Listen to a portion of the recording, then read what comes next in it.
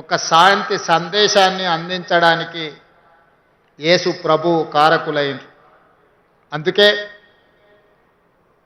వారు జన్మించిన మాసము December month is miracle month. ప్రపంచంలోనే అద్భుతం జరిగిన మాసం ఏదైతే ఉన్నదో అది డిసెంబర్ మాసం.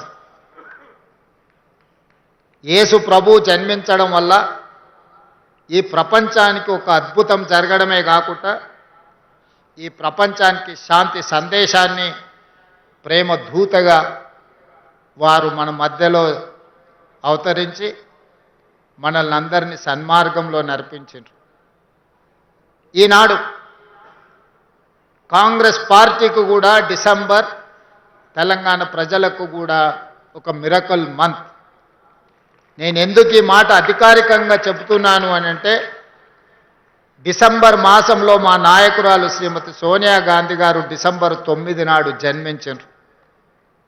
డిసెంబర్ 9 నాడు జన్మించిన శ్రీమతి సోనియా గాంధీ గారు 60 సంవత్సరాల 4 కోట్ల తెలంగాణ ప్రజల యొక్క బలమైన ఆకాంక్షను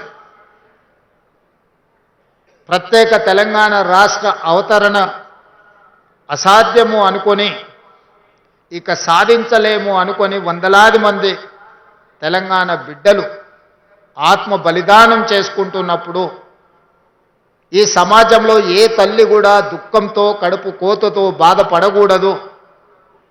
ఆ తల్లుల యొక్క దుఃఖాన్ని శాశ్వతంగా పరిష్కరించాలి అని రాజకీయంగా భారీ మూల్యం చెల్లించి ఆంధ్రప్రదేశ్లో పార్టీకి తీరను నష్టం జరిగిన, కేంద్రంలో అధికారం కోల్పోయిన, తెలంగాణ రాష్ట్రంలో రాజకీయంగా ఒడిదుడుకులను ఎదుర్కొన్న ఒక తల్లి మనసు కలిగిన శ్రీమతి సోనియా గాంధీ గారు తెలంగాణ రాష్ట్రాన్ని ప్రసాదించి ఈనాడు తెలంగాణ రాష్ట్రంలో మనం అందరము క్రిస్మస్ పండుగను జరుపుకుంటున్నాము అని అంటే ఇందులో శ్రీమతి సోనియా గాంధీ గారి యొక్క పాత్ర, వారి త్యాగం ఎంతగానో ఉంది.